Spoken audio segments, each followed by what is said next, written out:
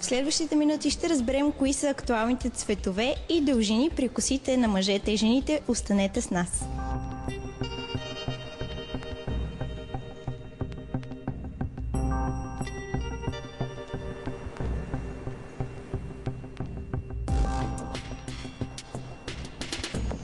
При нас вече са Краси и Аврам, от които ще разберем какви са актуалните цветове, дължини и прически за летния сезон. Здравейте!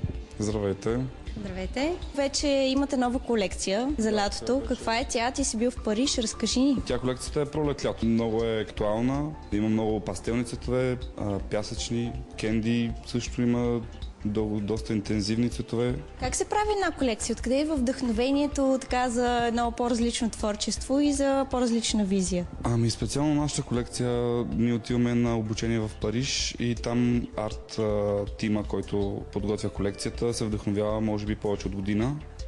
Следи, разбира се, модните тенденции, подиумите, въобще дизайнерските къщи, големите брандове, които диктуват модата в световен мащаб и след това вече си пречупват през своята артистична призма и ни дават една готова колекция, която ние само трябва да я възприемем и да я реализираме после в България, което не е лесно. Най-важното българките и българите да я възприемат. В България е по-трудно, защото във Франция хората са други, в България са различни. Тук имаме малко по-така различни разбирания за хубава коса и въобще по принцип за излъчване. По-консервативни се оказваме, май. Да, доста по-консервативни. В България се предпочитат предимно едни и същи цветове, най-вече сивото, което в чужбина не е въобще предпочитано.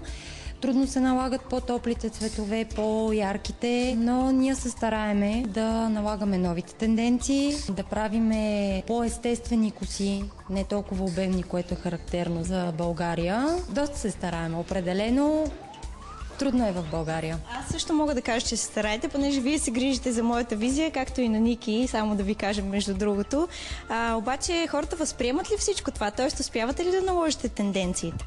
Мога да кажа, че нашите клиенти определено се научиха да бъдат по-различни, научиха се да се съобразяват с новите тенденции, което мога да кажа определено, че им харесва.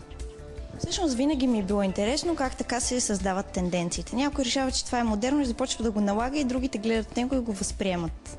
Не, със сигурност не е така. Значи големите имена, които са дизайнери... Добре, да пошегувах се. Съвсем не е така, да.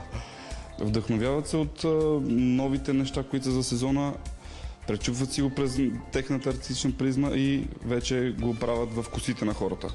Го пренасят. Много интересен перчем имаш. Не мога да не го отбележа.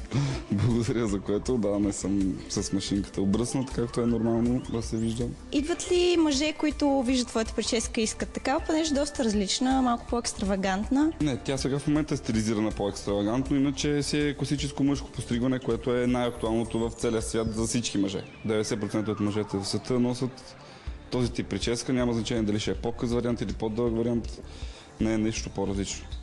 Добре, започнахме с мъжете. Каза, това е актуалната дължина, цветове. Мъжете експериментират ли или каквато си им е косата, такава си остава за винаги? Не. По принцип в България много трудно мъжете експериментират с прическата, дори с дължината си, камо ли с цвета. Съвсем преди няколко седмици, ако сте гледали Градски забивки, видяхте, че Ники се престраши и си направи леко червеникава, лилава коса. Обаче може би пък ако нямаше предаване, можеше и да не си го направите.